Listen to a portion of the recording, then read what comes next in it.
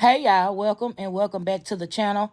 Today we're going to be talking about reality and motherhood with Miss Nika busy life, whatever you want to call her. Now she has this narrative out here that she has a stalker, that she's been doxxed and all of this stuff. But the more she talks, the more I don't believe her. My thing is, in one breath, she's saying that she has to move because of social media. She doesn't feel safe. The next breath, she has the certified letter showing us that she received a certified letter saying that they couldn't renew her lease. But I'm trying to figure out, why wouldn't they want to renew your lease? What happened? Did the kids do something? Did the neighbors report you for being gone down to the bingo hall for 18 hours at a time? What really happened? And another thing she said, that just the math is not mathing on. If you've paid the rent up for 2 months, why are they putting you out? Did you not pay the rent? Is that why you're really getting put out? Honey, there's so many holes in this story, it's getting ridiculous. Moving on to this TikTok live vlog that she did today. And she was talking about Naya being at the ER. She couldn't breathe. Wasn't Naya just at the ER last week or week before last with blood clots or something? Y'all drop down in the comments, honey. It's so much that goes on over there. So many lies. You just can't really keep up with it.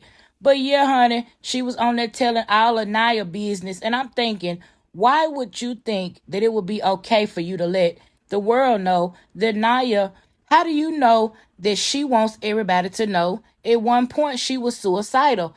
I mean, she just tells her business and everybody else's business. I thought it was very tacky and very disrespectful. And I don't even care for Naya because she got a smart mouth. That brings me to the next thing I was going to discuss. Y'all, I bet you it's a lot of pressure on Naya. I'm sure she probably borrows money from Naya.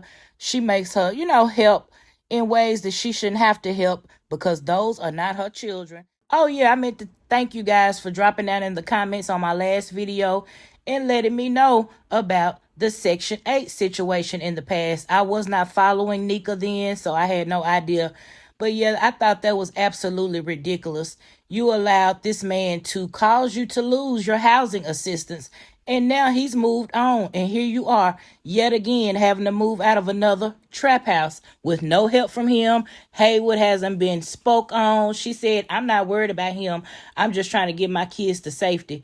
You need to be worried about him. You need to be calling him and asking for some money. Or can he get those children? So Nika goes on to talk about she got to do what she can to get her and the kids somewhere to stay. She was going to reach out to Habitat for Humanity. Of course, she butchered the name as per usual. That's just like, did y'all catch when she was trying to say midlife crisis? She said midnight crisis. I was in the flow.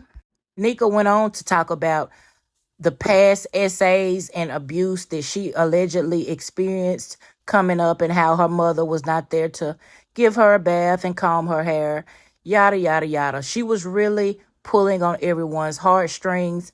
But I will say this. I believe that Nika, in her mind, she thinks she's doing the best she can. I really do, y'all. I don't think she knows any better. You can look at her and listen to her. Just listen to her and look at her behaviors. You can tell that her elevator does not go to the top. Honey. And she also mentioned Naya opening up to her, yet again, telling her private business about what she experienced while they were in DCS custody. That's what we call it here. DCS, DSS, I don't know what they call it there. But while they were in custody, and something happened to Naya, but she won't talk to Nika about it. My thing is, it sounds like to me those children not only need stability, but they need some serious counseling. And like I said, she doesn't even have sense enough, the wherewithal, to understand that. While she was on TikTok Live, she should have been talking to the ER doctor, where they could have called in mobile crisis therapist or whoever to come in and talk to Naya. I wanted to speak on the Habitat for Humanity program. Now, when I went through the class, I looked into it. You actually have to attend classes. Your credit has to be at a certain point. You can't have bad credit. They really don't want you being late on your rent, your electric bills, all of that kind of stuff this program looks at. And you also have to put in hours going towards building your home. So if she's not ready to do that, it's no need in her wasting their time or hers. And we know that she is lazy. She won't even do DoorDash. Now, I thought that was strange that she had the audacity to mention that she couldn't do DoorDash because she didn't have anybody to watch Psy. But you stay out in the streets and stay at bingo. Who's watching side then? But you can't do DoorDash? My son and I, we used to do DoorDash. You can take your children with you. That's the beauty of it. Girl, you'll make up any excuse not to get out and get a job.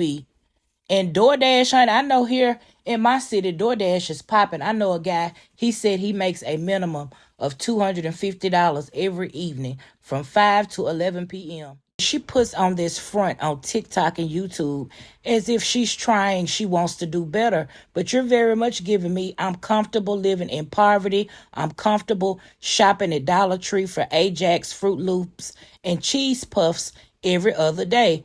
That is ridiculous. Speaking of shopping, I don't know why she won't get a buggy. She putting stuff up under her arms and between her legs and in and everywhere she can instead of getting a buggy. How ridiculous. And Naya, why is she still wearing that sleeve, y'all? What is the purpose? It's stretched out. I'm sure it's filthy. But anyway, honey, did y'all see how she couldn't get that chime card to work? And I guess that cashier probably said, now you holding up my line. Let me see it. As soon as she stuck it in there, it said, do you want cash back? And then she cut the camera. I wonder was any money on it because we know she will have cards to decline. Y'all remember when she had them 2 cards to decline at the ATM that day? So I don't know whatever happened with that. Have you all noticed that she's spitting out these numbers? It's going to cost this to move. She wants the security deposit. It's going to be about $3,000. That's a lot of money. But I'm not asking for any cash apps. She said that in the vlog yesterday and the day before. Yes, you are asking for cash apps. That is the whole point of you getting out here. You was just talking about people hating on you, flashing money. Because I went back and looked at my videos. 3 weeks ago, you were powerful. Now you back relaxing, begging these same people, begging these same bookies for help. Girl, bye. I do not feel sorry for Nika. I'm sorry. Everybody has the right to feel how they feel over here on my channel. I do not feel sorry for her, but I do feel sorry for those kids. They do not deserve this. They deserve a home with stability, a bed, a chance to be a child, vegetables, anything other than spaghetti and pork and beans, furniture, and some sense of normalcy. Y'all drop down in the comments.